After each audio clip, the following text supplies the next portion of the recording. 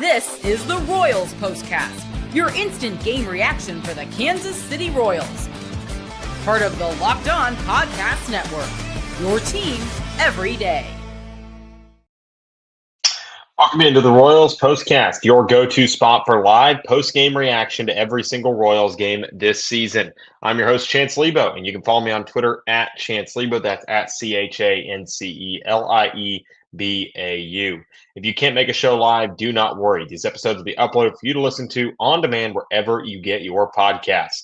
Thank you for making the Locked On Royals podcast or the Royals Postcast your first listen of the day.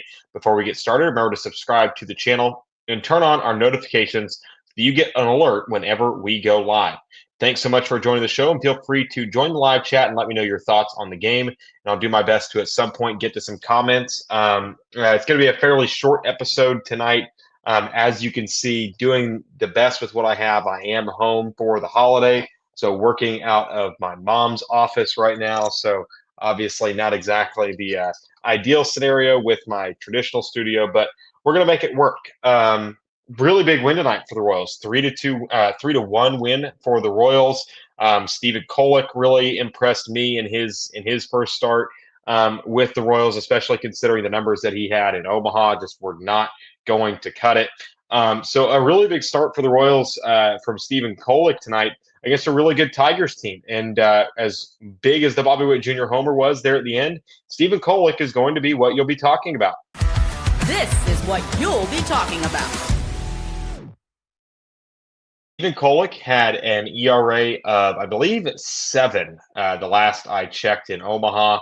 Just had not been doing great for the Royals. Gave up 30 hits at one point. During that 18 innings, first 18 innings. I'm sorry, I'm a little bit tired, a little bit groggy. I'm dealing with with a bit of a cold right now. But Stephen Kolek had not really pitched that well for the Royals or for the Omaha Storm Chasers, and comes in tonight with a really, really good lineup on the other side, filling in for Michael Wacha, who is on the paternity leave. So having him come in tonight after a game 1 loss that they had last night where Seth Lugo just was not sharp. I don't think he got out of the 5th inning. I didn't watch last night's game. I was on the road back from Kansas City, moving in my brother. But a really big start tonight from Stephen Kolek.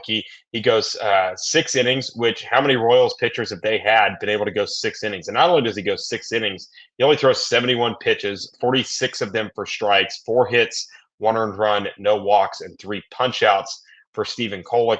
Really, really good outing from him tonight, throwing a lot of strikes, working early in the pitch count to get in a good position early, getting ahead in counts, putting himself in a great position to stay in a winning spot.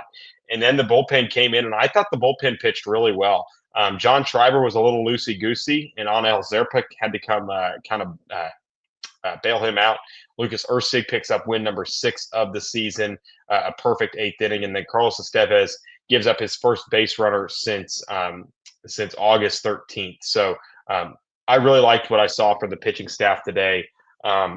Did not like what I had seen from the pitching staff during the road trip, especially in that Detroit series, and to see Stephen Kolek really pitch well today was a big deal for this Royals offense. I mean, there were opportunities that the Tigers had. I remember. I mean, I don't have any handwritten notes. I mean, I was watching the game with my family. I wasn't absolutely dialed into the game. It was mostly I'm spending time with my family. I don't get to do that a whole lot. So there were some obvious moments where the Tigers had scoring opportunities.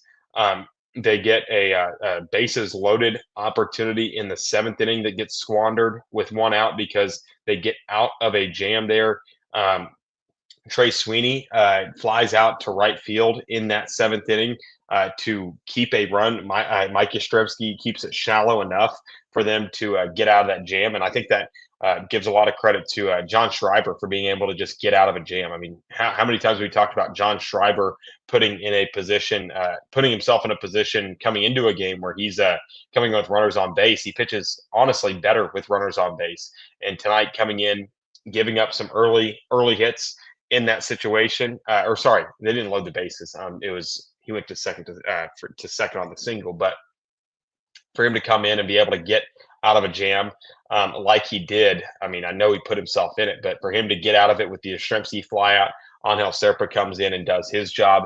And then from that point on, from that point after that, it's just butter. It's the Royals offense doing what they do really well, and give credit where credit's due. The Royals offensively, while they might not have had the best 2-game start to the series, I mean, Jack Flaherty's a really good pitcher. I mean, on the season coming into tonight, had, I believe, an ERA under 4 on the season. Or sorry, he's got a 4.74, but he's still a very good pitcher. In my opinion, I'd love to have him on the Royals staff at times.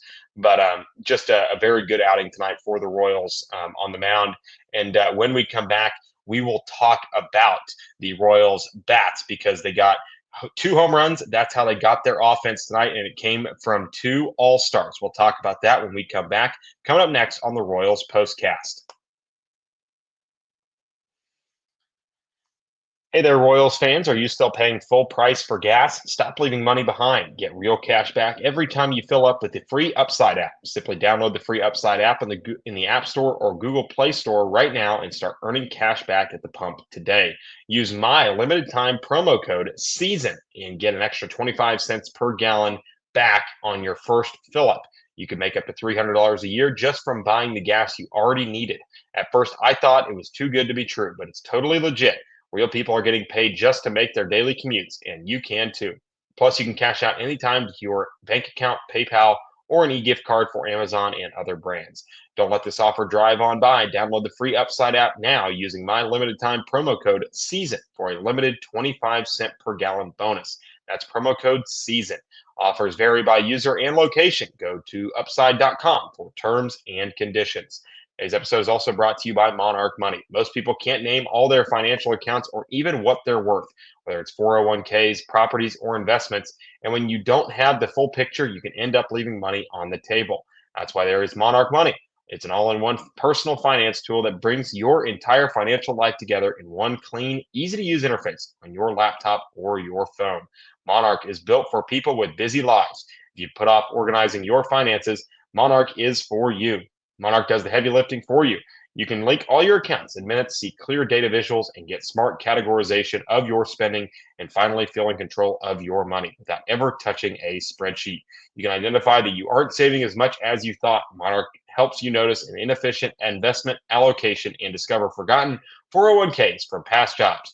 Don't let financial opportunities slip through the cracks. Use code LOCKEDONMLB at monarchmoney.com in your browser for half off your first year. That's 50% off your first year at monarchmoney.com with code LOCKEDONMLB. All right, let's talk about the offense. A really, really good outing for a couple of Royals players. Bobby Witt Jr. continues his hitting streak, and then obviously the two-run homer there in the 8th inning to put them in the win column. Let's talk about the offense. I was not a huge fan of the decisions that Matt Quatraro made in the lineup, especially to a guy like Kyle Isbell, who was, of course, 0 for today, having him pinch hit forward by Nick Lofton. I don't think Nick Lofton is a very good hitter. I don't really care at this point. I mean, most of the time I'll defend righty-lefty, but at this point, Nick Lofton is so bad in high-leverage situations that it nullifies any advantage that he might have against lefties compared to the left-handed batter. So I'm not a huge fan of what Matt Quatraro did with Nick Lofton pinch hitting for Kyle Isbell in the 8th inning. And the exact same thing could be echoed for Tyler Tolbert. I thought it was a stupid decision to pinch hit Tyler Tolbert there in the 8th inning, especially when Mike Yastrzemski, while he hasn't really faced a whole lot of lefties, he's been hitting really well. I know he was 0 for tonight, 0 for 3 on the evening. I still would have rather seen him up to the plate instead of Tyler Tolbert. Now, I'm always process over results. The results are Tyler Tolbert walked, Bobby Witt Jr. hit a 2-run homer, Royals win, and everybody's happy. But the process is the fact that you pinch hit a basically a courtesy runner in a massive spot, tied in a game, and you're kind of using everything in your bench. And I just don't love that decision. I am usually going to come on here and be a Matt Quatraro defender because I feel like he's a very good manager. I'd say he's a top 12 manager in all of Major League Baseball, given the fact that he usually does more with less. But tonight, I just didn't like the moves that he made. I felt like tonight, as many people have said, this should have been one of those times where you go with your gut, not so much with the numbers. And I'm not a huge fan of Tyler Tolbert. I'm also not a huge fan of Nick Lofton. So maybe I have more of a personal vendetta against those guys compared to what I've seen from Mike Yastrzemski and Kyle Isbell, who have both been fairly clutch hitters. I mean, Kyle Isbell had a very clutch hit in the White Sox series. Mike Yastrzemski went yard last night and went yard in the White Sox series in later innings against a left-handed pitcher. So I don't really understand the pinch hitting for Mike Yastrzemski. Kyle Isbell, I can kind of see. But then again, I'm not. I'm paid to react to the manager decisions. I'm not paid to be the manager. But also, let's talk about Bobby Witt Jr. I mean, there have been a lot of people that have come on here and spew the false rhetoric that Bobby Witt Jr. just quote unquote is not clutch, and I'm just not going to buy that. I just don't understand how you can watch more than just one team in baseball and feel like Bobby Witt Jr. is not clutch. He is one of the more clutch players in all of Major League Baseball when it comes to, hitting in the late innings, high leverage situations, runners in scoring position, 2 strikes. I don't think there's anybody in the majors I'd rather have up at the plate in those situations than one Bobby Witt Jr. He also flashed the leather a bit tonight. I was watching a TikTok the other day, and maybe this is just my feed, but was talking about how Bobby Witt Jr. in a down year it could be the MLB leader in WAR. I mean, it's incredible how good he is. Tonight's 2 for 4 put him at 299. He's 860 OPS, still one of the best base runners in the league, still one of the best defenders, if not the best defenders in baseball. So the Bobby Witt Jr. disrespect, it's so funny because I see Kansas City fans defend Patrick Mahomes to no end when he throws for 185 yards and 2 picks against the Texans or the Titans because he's the best player in football. I see Kansas City fans defend him all the time. The exact opposite is the case for Bobby Witt Jr. Bobby goes, in the White Sox series, I think he went 3 for 5 in one of the games, and he struck out twice in the 8th and 9th innings. And people were talking about, well, he's not clutch. It's like, man, baseball's a really hard sport. I don't understand how you can come to that conclusion when you watch a guy like Bobby Witt Jr. He's one of the 3 best baseball players in all of baseball. I don't think there's more than 3 players in Major League Baseball that I would rather have on my team. If I'm starting a team tomorrow, hell, Bobby might even be number 1 if Shohei is not a good pitcher. But man, I really, really like what I've seen from Bobby here, especially here in August when he's finally starting to heat up. Hopefully this continues to push into September. I mean, where the Royals are at right now, they moved to 70 and 66, 2 games out of a playoff spot.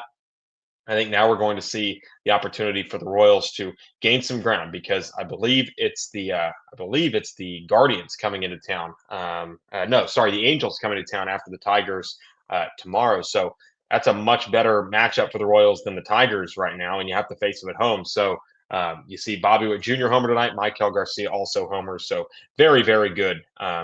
All parties tonight for the Royals. The offense only got 6 hits, but Michael Massey gets a pair of hits. Good to see him bounce back.